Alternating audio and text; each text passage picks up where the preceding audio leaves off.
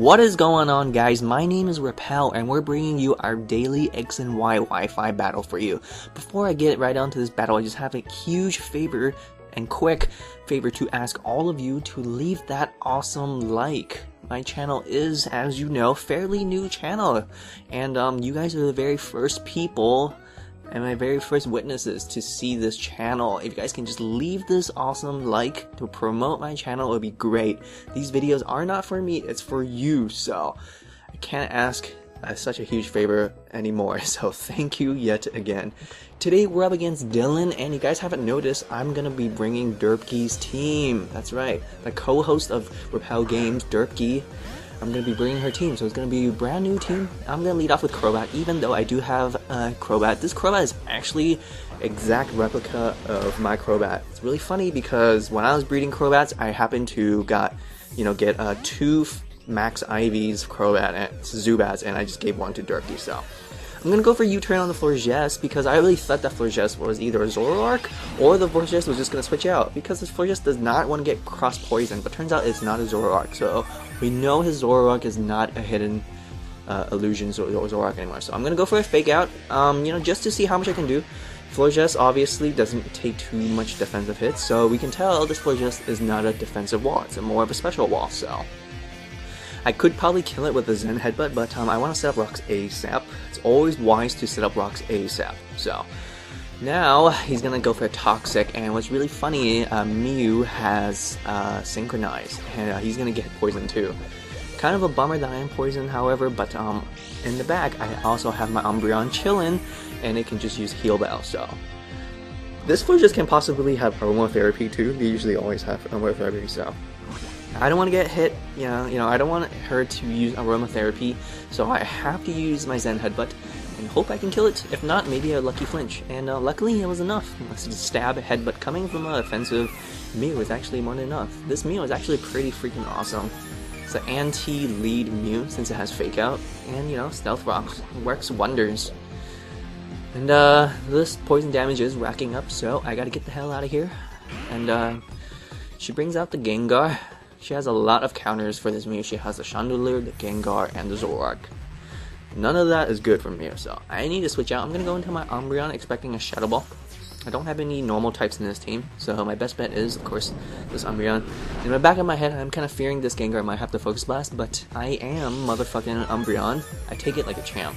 And it's kind of sad, you don't really see Umbreons in, competitive battling as much anymore in this generation. It's really sad. I mean, even Gen 5 you don't see as much. Gen 4, Umbreon was like the main shit, but now you don't see Umbreon as much, and you don't see Vaporeon. It's kind of fucking sad.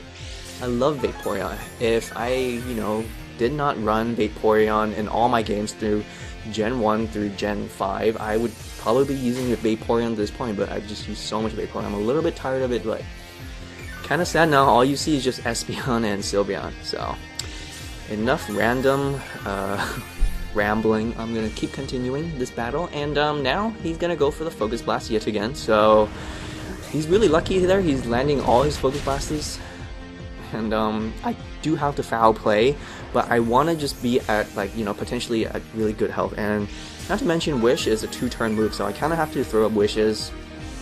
Kind of a bummer, I'm not running Moonlight, so he's gonna go for his third Focus Blast, and he lands it yet again, and he gets a nice fat critical again. So this guy, Dylan, is just having all kinds of luck.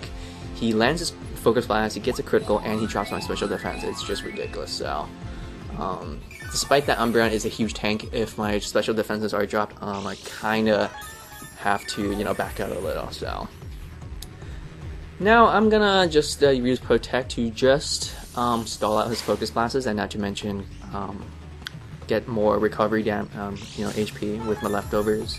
Umbreon is just so good, especially Heal Bell Umbreon. It's just Wish support Umbreon is just way too good. I don't know why people don't use it as often. It's just so good. I'm gonna go into Crobat now, expecting either Dazzling Gleam or Focus Blast, and then I take it like a champ.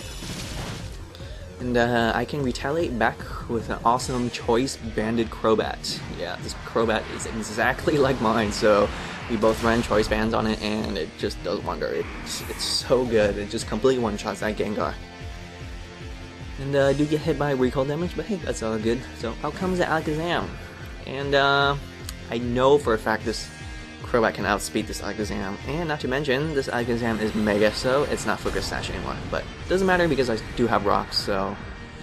Really funny too, because he did get hit by Rock, so we know this Alakazam is probably not a Magic Guard Alakazam.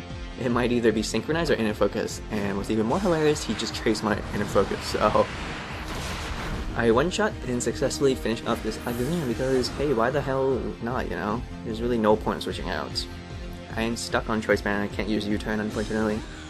Out comes the Chandelure. I'm kinda afraid the Chandelure might be Choice Scarf. If it is Choice Scarf, it will outspeed me, and I would easily die to a Fire Blast, so...